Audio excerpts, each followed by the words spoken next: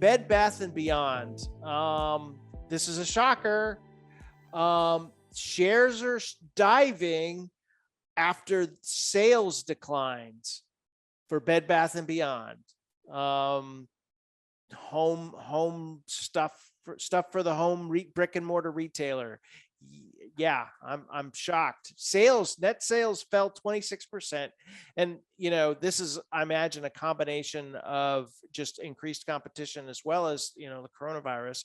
And the company lowered its sales and adjusted profits expectations for the year as it anticipates further supply chain challenges. So, brick and mortar retailer selling commodity products during a pandemic. What could go wrong? So let's do the opposite. What's the opposite of Bed Bath and Beyond? Is there a brick and mortar retailer that is set up to compete with the ongoing onslaught wave of e-commerce? And what is it that they're doing right? Nick. Super boring. Target.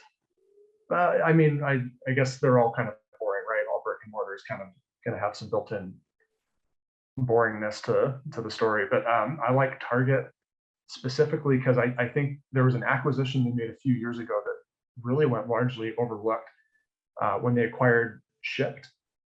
And they've now kind of fully integrated Shipt into their operations as like a type of last mile delivery service. I think that's just absolutely huge for Target to have that in-house, kind of like Amazon has its own in-house last mile delivery operation.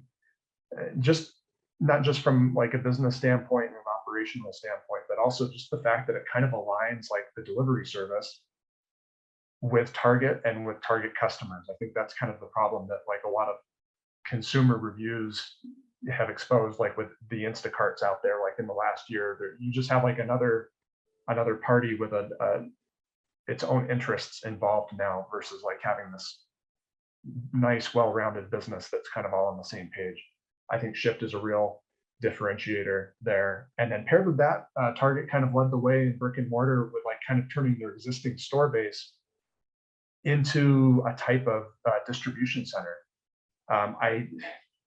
The total percentage of orders being fulfilled by an actual Target store versus a distribution center somewhere is huge. It's like 95% of all orders at Target fulfilled from an actual store. So that's also huge. Like they've just kind of completely repurposed the big box store concept.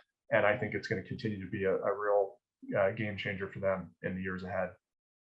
Yeah, I've been super impressed with Target over the last several years. I've used their buy online, pick up in store service.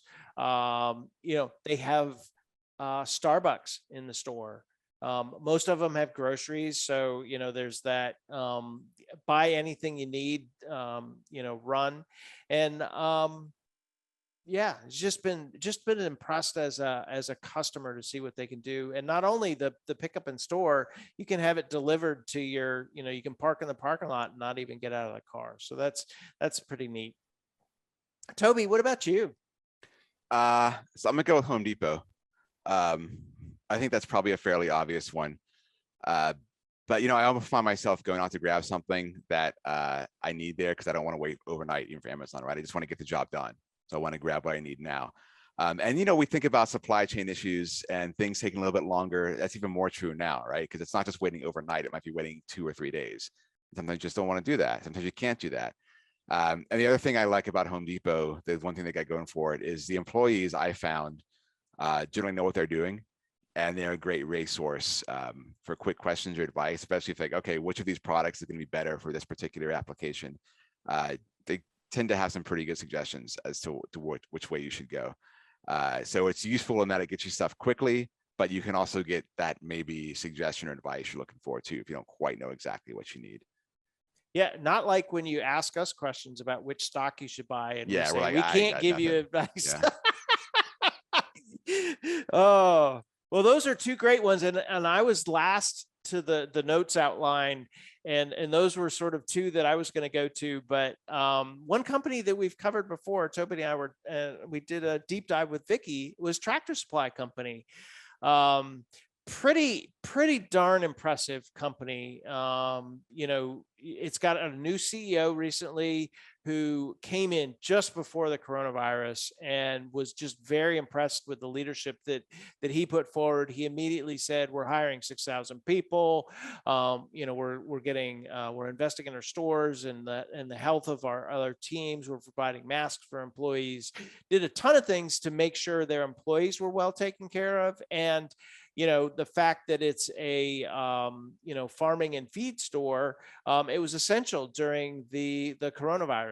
So they were open through the whole time, and their customers, they added a ton of customers through the coronavirus, and these customers have chosen to come back again and again because of the service that they get, and the products that are available there. So you may not be a customer of the Out There store, but if you ever have a chance to go in one, they're pretty impressively run company, and they also have an online presence as well. But their store base is their bread and butter.